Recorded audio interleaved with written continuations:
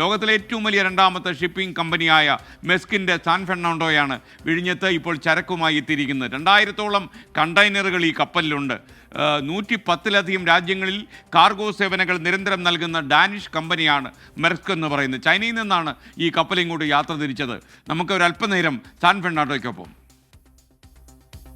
ഡേവു ship building company 2014 നിർമ്മാണം പൂർത്തിയാക്കിയ San ഫെർണാണ്ടോയ്ക്ക് നീളം 300 മീറ്റർ, വീതി 48 മീറ്റർ.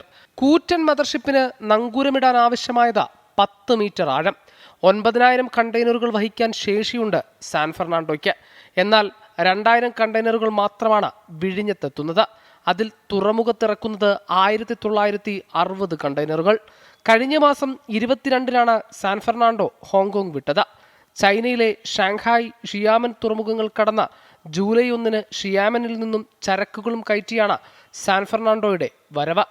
വിഴിഞ്ഞം തുറമുഖത്തിന്റെ 800 മീറ്റർ ബെർത്തിന്റെ മധ്യഭാഗത്ത് നങ്കൂരമിടുന്ന സാൻ ഫെർണാണ്ടോ ചരക്കുകൾ ഇറക്കിയതിനു ശേഷം അന്നേ ദിവസം തന്നെ കൊളംബോയിലേക്ക് മടങ്ങും.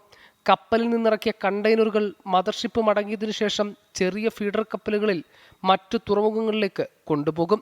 മെഡിറ്ററേനിയൻ ഷിപ്പിംഗ് കമ്പനി, APM ടെർമിനലുകൾ, ഹപാക് ലോയിഡ് എന്നിവയുൾപ്പെടെയുള്ള ലോക ഭീമന്മാരുടെ കപ്പലുകളാകും സാൻ ഫെർണാണ്ടോയ്ക്ക് ശേഷം വിഴിഞ്ഞത്തേക്കെത്തുക.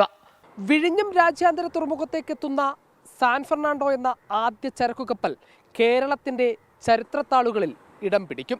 സാൻ ഫെർണാണ്ടോയുടെ വരവോടെ പതിറ്റാണ്ടുകളായി കാത്തിരുന്ന ഒരു സ്വപ്നത്തിന് സാക്ഷാത്കാരമാവുകയാണ്.